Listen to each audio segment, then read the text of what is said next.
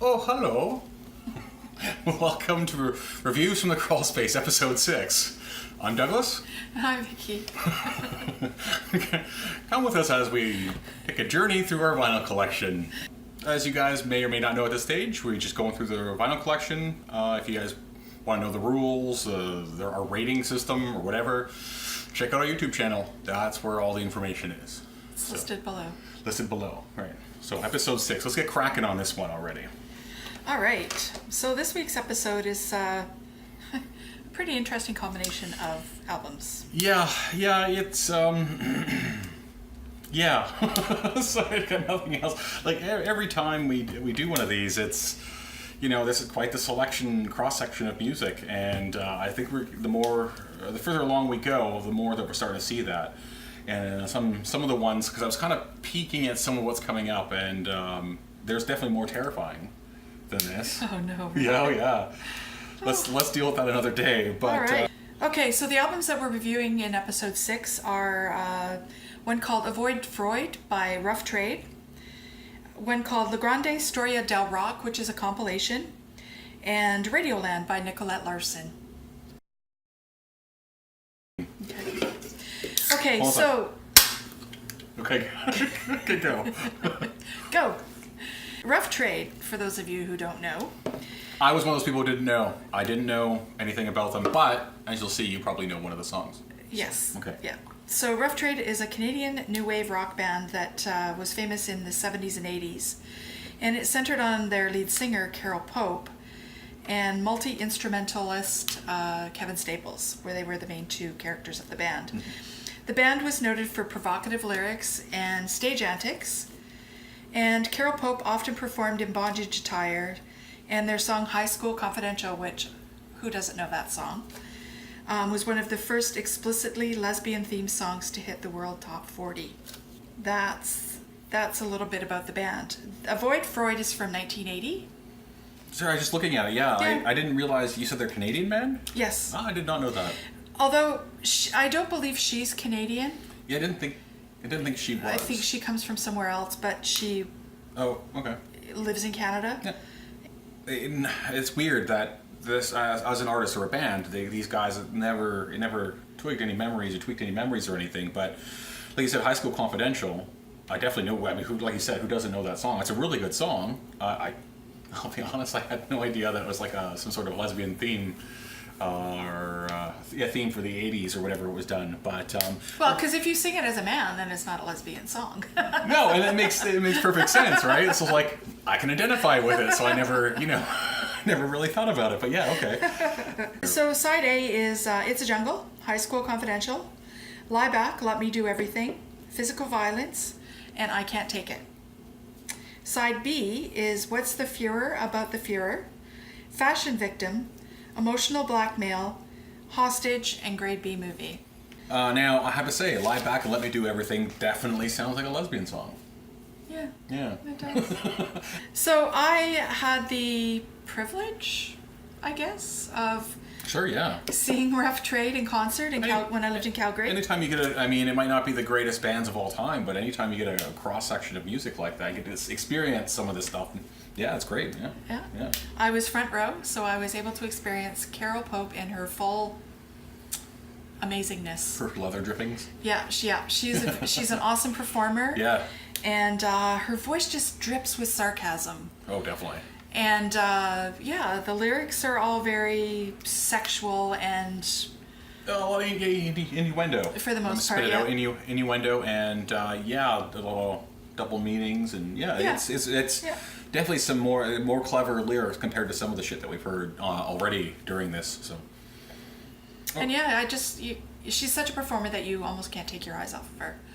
She's a presence to be reckoned with, and I was reading in her bio that this year she'll be 70 years old, and she still looks awesome. And still ticking. I believe they're still doing concerts. Mm-hmm. I'm not sure that they went on to do anything bigger than High School Confidential, but... No, that was probably the top in terms of singles and stuff. That's probably the top for them. What I find interesting about these guys, too, is that, she was just so, you talk about sexuality and, gay and lesbian right and all that. But it's funny how now people wouldn't even blink at this. No. This now. No. It's like this is standard issue kind of stuff. You know, all the women are out in their leather clothes, and they're all like, you know. So it's funny to see where that's kind of how it's evolved, and see where we are now. Because you know, without some of these bands like Joan Jett and stuff like that, there were probably, you know. There's a lot of bands. Well, they're trailblazing going on, yeah. Without those bands, there wouldn't be a lot of the bands that are out there now. So it's kind of interesting from that standpoint because, like I said, I wasn't familiar with the band as a whole. I knew the song or so. Okay, Side A. So to me, it plays out like a typical like a punk rock. I hate using punk. What's a new wave? They're classified as a new wave rock band. New wave rock. Okay, so it's pretty typical new wave rock layout. Like you have High School Confidential, which isn't the first song on the album. It's the second song, but it's still the best song on the album on the first side. I'm not a huge fan of the new wave stuff, like that kind of 80s poppy punk kind of bullshit. Well, I personally own this album. Yeah, no doubt. Yeah. I listened to it quite a bit when I bought it. Yeah. In fact, I think at one time I had a signed copy by both Carol Pope and Kevin Staples. Well, that's pretty cool. That I've kind of lost along the way in my life. For me, it's kind of... I'm pretty sure that I like Side A better. Side A sticks in my mind more than the second side does. But there are some good songs on Side B as well, like... For sure. Emotional Blackmail and Hostage and... Great Big Movie is kind of an interesting little... I agree with you on there. There's a few kind of lackluster songs, but I mean, there's very few albums out there in the world that are just solid. 100% perfect, both sides, all songs, Okay, so we're going to try and include from now on as the producer, because we've discovered that sometimes some of these albums have the same producer, and sometimes they have producers that are well known who have done other stuff. Lots of other stuff, and there's sometimes a producer that are actually just like other rock stars. So we're going to try and work the producer in all the time. So we're just trying to figure it all out. Yeah, artwork. I'm just going to grab this here. We've got it scanning up again. I actually don't mind these kinds of albums. I mean, sure, it's just them. It's just him and her. Yeah, it's pretty straightforward. Picture of Carol black and Pope white. on the front, Carol's Kevin Staples on the back. Stylized. Yeah, it's... Black and white. Yeah, I'm not necessarily a fan of just having the image of a person on there, and that's the whole thing, but at least it's stylized, and, you know, it looks really 80s. It's black and white. Yeah, you know. And the inside sleeve has the lyrics. Does it? And small pictures of the band. Bucky Berger is another one who was in this band that... drums and vocals. Who was pretty prominent in the music scene in Canada. Condition. The cover, I would say, is in fair condition. Fair condition for the... you can see where the album... You can pick it up and hold it. It's gonna... You can see where the album is, the outline of the album. So it's been stacked in the collection for a long time. I'm starting to call that the old the condom... The condom ring, Yeah, the condom ring. And the corner's a little bit roughed up. The spine's a little bit roughed up. Where the fair is actually a really good way of putting it. How's the vinyl? I have the vinyl listed as fair as well, but let's take a look. Oh, it's more mint. No, it's in very good condition for sure. So the resale value on this album, the lowest is $3. Oh, hilarious. The mid is $4.38, and the highest is $11.94. Oh, and whoever bought this for $4. For $4. So it's about mid. They paid good price for it. Yeah, that's fair enough. Yeah. Rating. You got to rate. Okay, rating. Collection, because I mean, I guess I should speak for me. Collection. There's enough couple of good songs on there, and it's kind of like everything else where you take a spin through music history. There's enough on there to warrant a spin, throw it on in the background or whatever. So I mean, a collection. Yeah, and I say collection too. Again, because I owned it, I'm a fan of Carol Pope, and I would listen to it once in a while. All right, there we go. That's rough trade down, and we'll move on to the next one. Okay, the next one is LeGrande, Storia del Rock. Now, this one was a really difficult one to research. It was. It's strictly an Italian import. Yeah, it's a series by Curcio.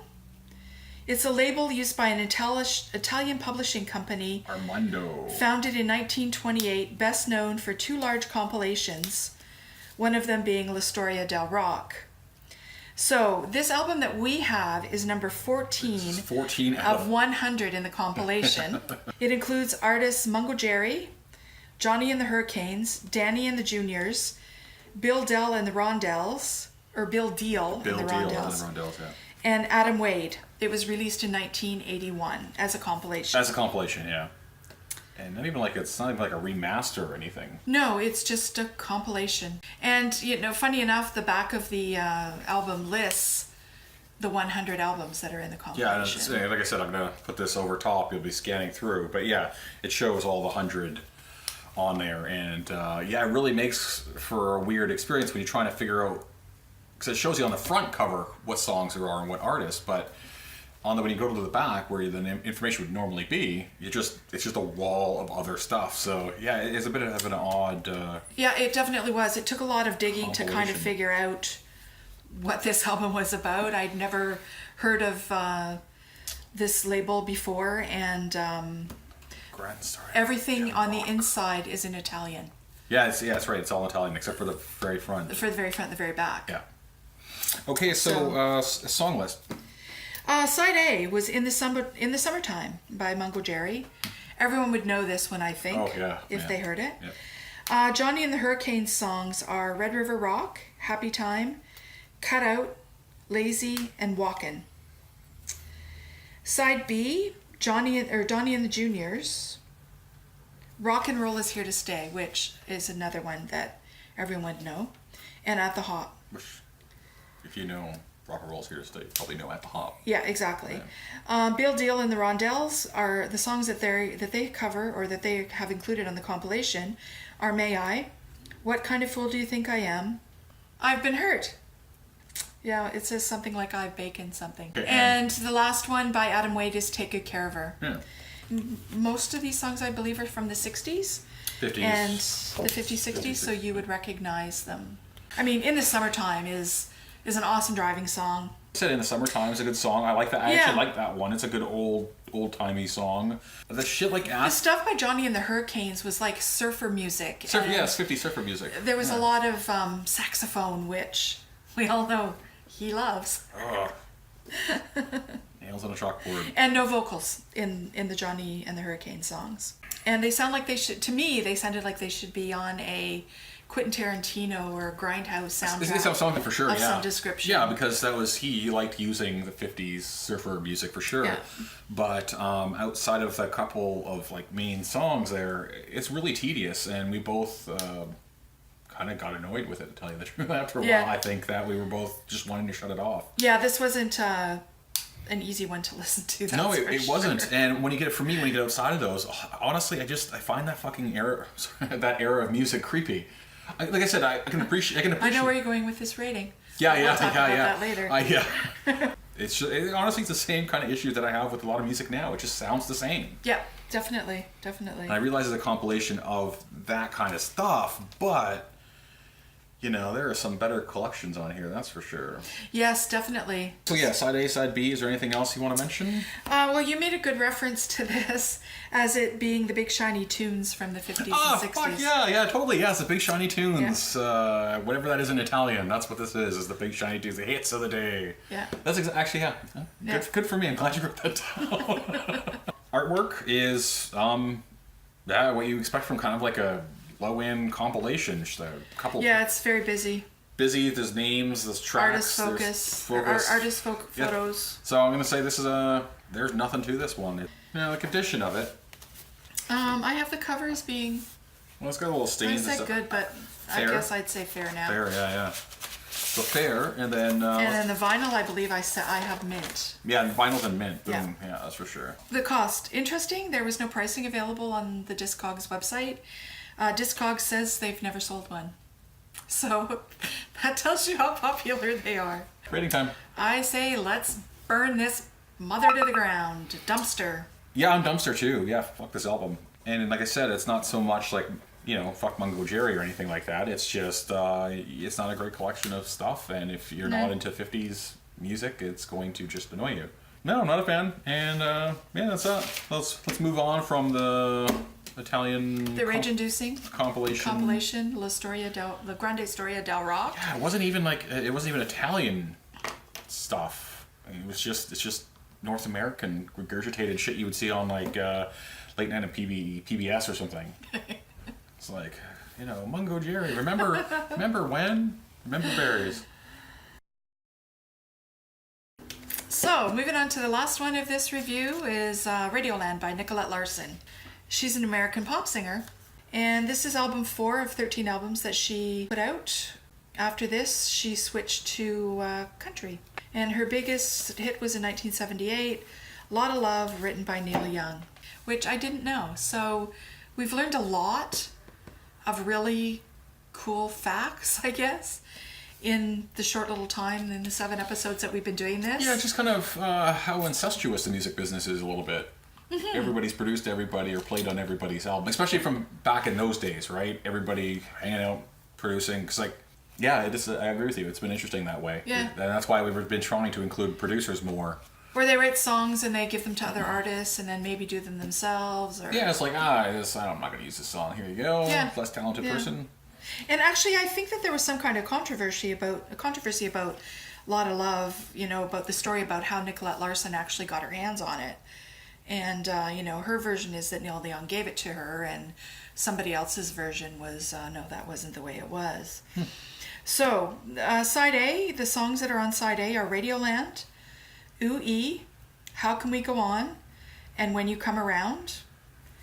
Side B is Tears, Tears, and More Tears, Straight from the Heart, Been Gone Too Long, Fool for Love, and Long Distance Love. Oh, too many songs. And I loved Nicolette Larson. In fact, I owned one of her albums back in the day, and I loved her voice, and I listened to the album a lot. It wasn't Radioland, but I would say this is just a big yawn fest. I mean, it's generic, run-of-the-mill. Hold on a second. Sorry to break in there. You actually have the producer here this time. I do. So yeah. Okay, so give us a little bit of rundown before we start getting into the sides.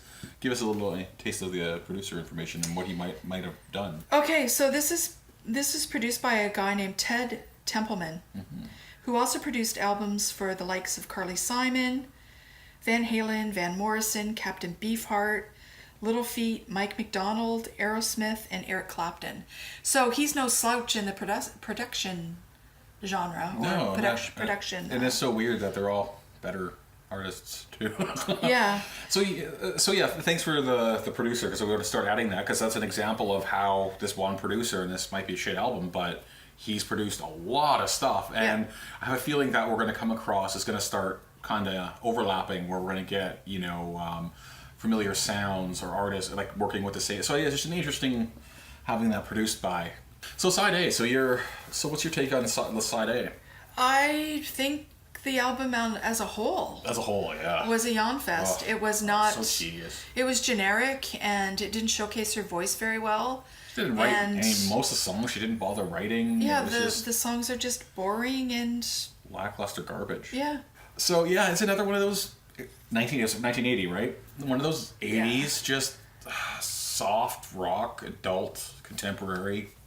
It's like the worst. Late 70s. It's the worst of. It's what I hate about music. It's the same thing with movies too. It's just mediocre. And it fucking pisses me off, because be good or own that shit and be bad and be that your thing. Just be like Guar, where you're terrible, but it's entertaining. I can't imagine as a producer sitting there going, "Yeah, that's a great take. We got it." God, what do you have? Nothing. Yeah, and like I said, I love her voice, and I've been a fan of hers. Yeah, and that's so it's kind of disappointing. Yeah, for sure, and like that's a thing too, is that a lot of these women have great voices, but for these albums, for whatever reason, are the shit albums of their, and that's their career, but of that run. And there's been a few times where it's like Joan Armatrading. Armatrading, yeah, she got a great voice, but the album was pretty lackluster. Weak. Yeah. So that's kind of what we come across, is that you have these female singer-songwriters who otherwise have good pipes or writing ability for whatever reason. I mean, just crappy albums. Well, and if you're interested in Nicolette Larson, her story is interesting too. I mean, yeah. I get kind of I pull a thread and kind of start doing. Going down the rabbit hole. Yeah, and I end up down the rabbit hole and start finding out things about people that. But I think she had most of her success as a country artist. In fact, that's what I remember her as. Yeah, and it makes more sense for her style, for what she's trying to do. Like, it makes sense that she made the jump to country after this album here, because it's kind of soft country as it is, and it just go over there and do that. And she was successful with doing that, and it makes sense because this is not good. Artwork.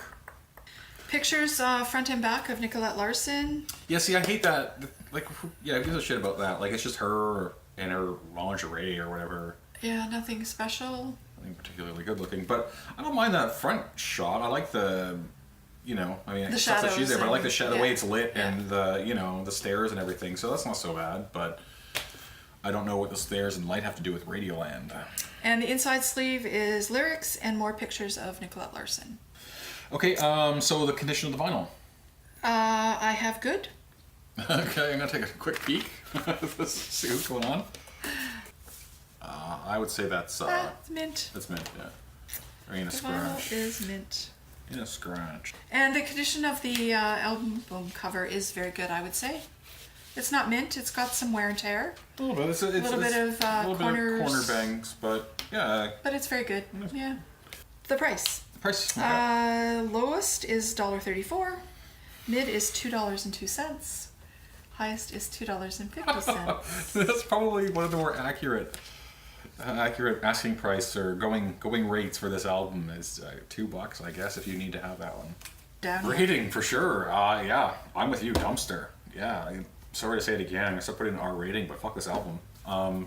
For wasting my time in my life. Yeah, and I'm dumpster too. If I'm gonna listen to Nicolette Larson, It won't be there are this. other Better.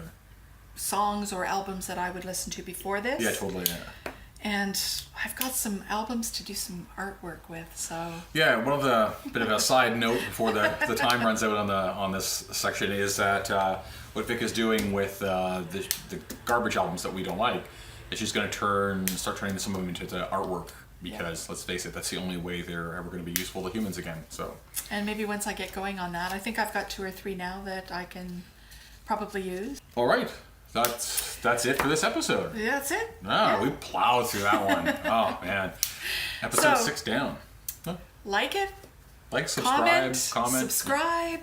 Everything. Hit that little bell if you want to be notified when we post another episode. And thanks for watching. Yeah, thank you. See you next time.